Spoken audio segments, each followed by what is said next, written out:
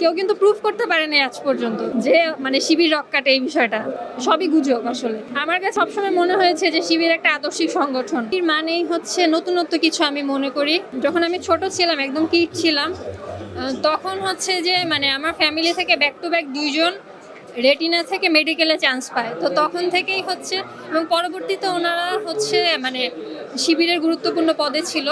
তো তখন থেকেই হচ্ছে শিবিরের ব্যাপারে জানার সুযোগ হয়েছিল আমার। তো ছোটবেলা থেকে কিশোর কণ্ঠ এগুলো পড়তাম। সামহাও হচ্ছে এটা খুবই দুঃখজনক যে গত 15 বছর হচ্ছে শিবিরকে প্রকাশ্য রাজনীতি করতে দেওয়া হয়নি। তারপর এখন যখন আমরা আবার শিবিরকে প্রকাশ্যে দেখছি, আমাদের সবারই খুব ভালো লাগছে।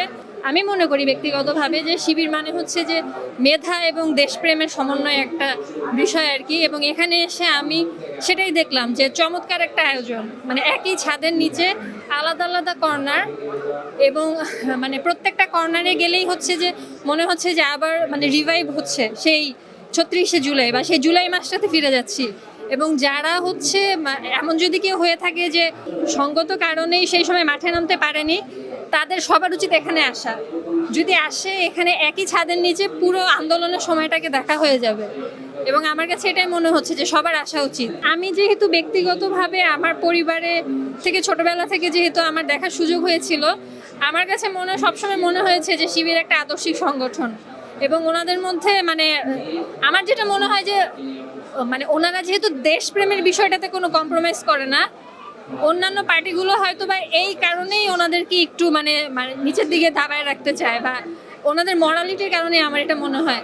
এখন আতঙ্কের বিষয়টা, এটা তো আমি যতটুকু মনে করি যে কোনো প্রমাণ কিন্তু আমরা দেখি না, সবই গুজব। আসলে কেউ কিন্তু প্রুফ করতে পারেনি আজ পর্যন্ত যে মানে শিবির রক কাটে এই বিষয়টা, তাই না?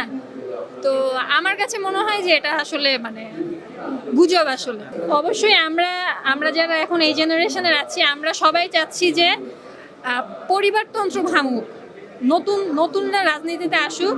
এতদিন আমরা যেই দেখেছি যে মানে কারো বাবার দেশ, কারো হচ্ছে স্বামীর দেশ, এই প্রথাটা ভেঙে নতুন যারা আছে সবার রাজনীতিতে আসা উচিত। এটা কেউই গ্যারান্টি দিতে পারবে না যে কে দুর্নীতি করবে কে করবে না, কিন্তু আমরা মনে করি যে নতুনরা যদি আগামীর বাংলাদেশকে লিড দেয়, ইনশাল্লাহ মানে আমাদের যে সিনিয়র সিটিজেন, ওনারা তো অনেক বছর দেশ চালিয়েছে, এখন নতুনদেরকে আসলে সুযোগ দেওয়া উচিত, দেখা উচিত যে ওনারা কেমন দেশ চালায়।